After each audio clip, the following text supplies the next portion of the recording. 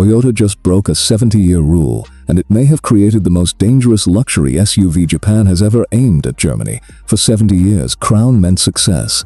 Century meant power. One carried people climbing toward the top, the other carried the people who already controlled it. Toyota protected those names like two separate royal bloodlines, two identities, two crests, never once allowed to touch the same body, until now. This is the 2027 Toyota Crown Century, the first vehicle in Toyota's history to place both names on one machine. A sharp, faceted, two-tone flagship wrapped around a hand-finished cabin of white and cognac leather.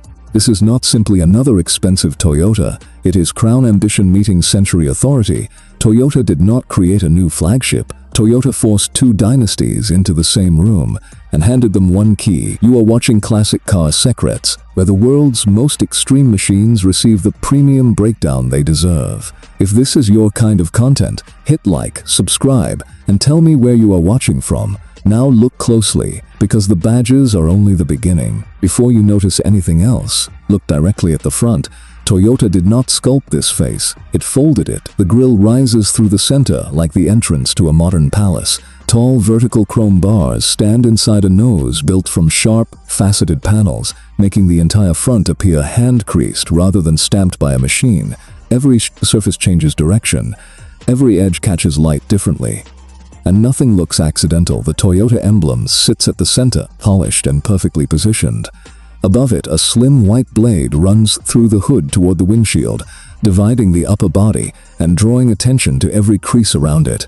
The headlights are thin strips tucked tightly into the corners. More blade than lamp, more architecture than decoration. Then the two-tone body takes control of the design. Crisp white covers the upper half, while deep gloss black rises across the lower doors and bumper in a diagonal cut so precise that it looks tailored rather than painted. The black lower fascia folds into sharp angular vents. The wheel arches continue the geometric theme, and the wheels receive their own white and black treatment, with spokes cut like the surfaces of a diamond. A normal Toyota works quietly to earn your trust. This one arrives as if your attention already belongs to it. It looks like an architect designed a Toyota flagship, then refused to soften a single line, and the further you walk around it, the more rebellious it becomes. Most flagship SUVs place a badge at the rear. The Crown Century prints its entire family history across the tailgate. The two-tone body continues folding into new angles, while the dark roof flows into a subtle spoiler above the rear glass. Beneath it, the white bodywork breaks into geometric panels that change shape depending on where you stand.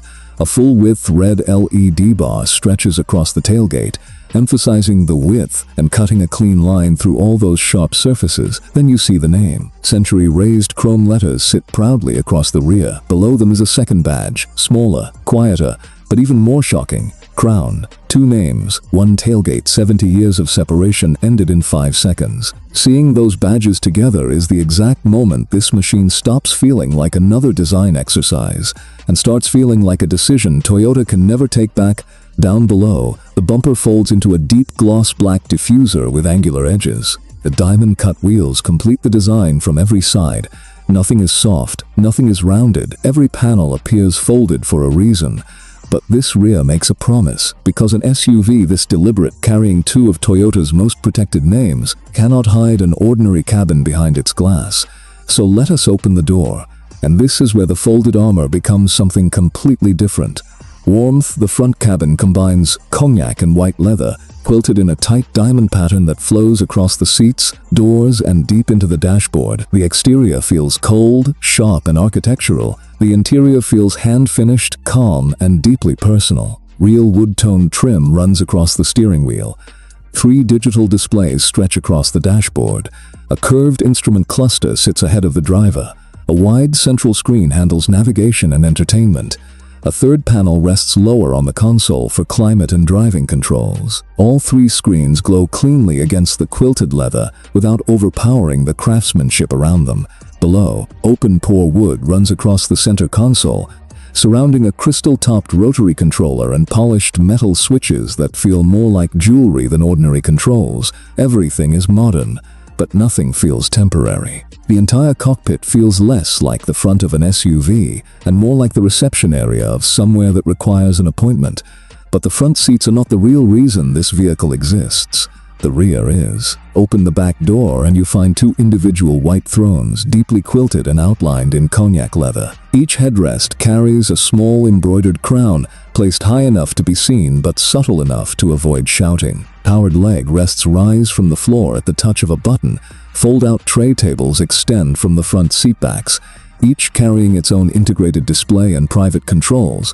The door panel beside you carries the word Century, written in a combination of inlaid wood and polished metal. Quiet, confident, the kind of signature that only needs to appear once. Between the two seats, a low center console continues the cognac and white theme, but a body this precise needs equally disciplined engineering underneath it. Power comes from Toyota's twin-turbo V8 hybrid, tuned in the Century tradition for effortless torque and near-silent movement rather than unnecessary drama. An SUV wearing this many sharp lines should never sound like it is struggling. It should move as though the road has already agreed to cooperate. Electric assistance delivers immediate response, while the V8 provides the deep reserve of power needed to move the Crown Century without exposing effort inside the cabin. Adaptive air suspension continuously reads the road, keeping the body level over rough surfaces and stable at highway speed. The Crown Century is not really fighting another brand. Its greatest competition is parked inside Toyota's own history, and somehow, it just outdressed all of it. Now let us talk about the money, because this is where admiration becomes a real decision.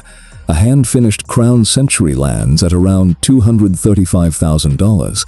Take a moment with that number. That is not an ordinary vehicle price. In many places, that is a house, fully paid with money left over. So let us speak honestly, the way friends speak, not the way salespeople speak. If you work hard, save carefully, and can stretch toward this number over several years. Should you buy it? My honest answer is no, not this one. The collector who wants something even other Toyota collectors have never seen. The buyer who arrives at the country club in the one machine nobody else can identify without walking closer. For that person, $235,000 is not a life-changing decision. It is simply the price of being first. That is the real test, not whether you can somehow reach the number, but what reaching it forces you to sacrifice. If the answer is something more important than money, admire this machine from exactly where you are. Toyota built other doors into this family, including the Land Cruiser Century, which delivers remarkably close to this experience for a fraction of the pressure. So here is my final verdict. The 2027 Toyota Crown Century is the moment Toyota's two most guarded names finally meet. A folded, faceted, two-tone flagship outside, a hand-finished cognac and white lounge inside, and a badge combination the company spent 70 years keeping apart. The German brands built flagships to impress everyone in the room. Toyota built one to end an argument it had been having with itself for 7 decades. Crown meant success. Century meant power. Now they mean the same machine, but I want your honest opinion. Is the Crown Century the boldest luxury flagship Toyota has ever created? Or should Crown and Century have remained exactly as separate as Toyota always kept them? And if the key were placed in your hand right now, which seat would you choose? The Crown-badged steering wheel up front, or the reclining throne in the rear with the tray table lowered? Comment below, front cockpit or rear throne, because this 70-year rule breaker deserves a serious conversation.